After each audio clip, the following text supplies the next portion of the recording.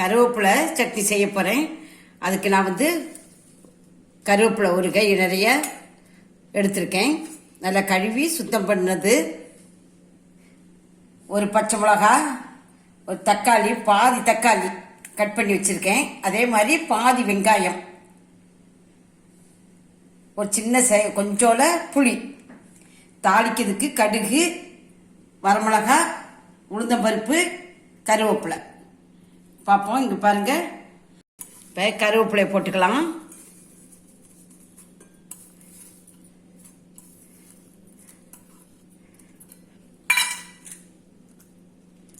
பச்சை மிளகாய், தக்காளி எல்லாம் பச்சைக்கு தான் நம்ம அரைக்கிறோம். வெங்காயம், புளி,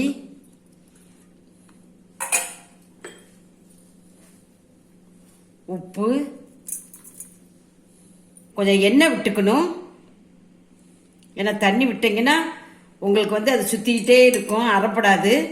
அதனால நம்ம எண்ணெய் விட்டு அரைச்சிட்டு வந்துடலாம். இப்போ அரைச்சிட்டு வந்த பிறகு உங்களுக்கு காட்டுறேன். பாருங்க, நம்ம தண்ணி விட்டு அரைக்கப்படாது. ஏன்னா தண்ணி விட்டு அரைச்சிங்கன்னா அது கருவேப்பிலை அப்படியே சுற்றிட்டு அரைப்படாது அவ்வளவா. நம்ம அதனால் நம்ம கொஞ்சம் எண்ணெய் விட்டு அரைச்சிக்கணும். நான் இப்போ இதை தாளித்து விட்டுக்கிறேன். கொஞ்சம் எண்ணெய் விட்டுக்கலாம். நான் ஒரு ஸ்பூன் கிட்டக்க எண்ணெய் விட்டுருக்கேன். எண்ணெய் இப்போ காஞ்சிச்சு.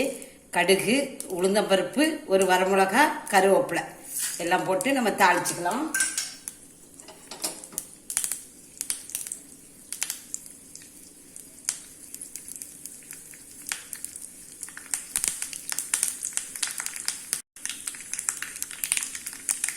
கடுகு பொரிஞ்சிருச்சு.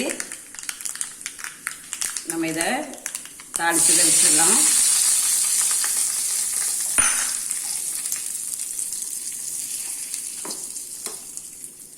நம்ம எல்லாம் பச்சைக்கு அரைச்சிருக்கனால இது ஒரு வித்தியாசமான ருசியில், டேஸ்டில் இருக்கும்.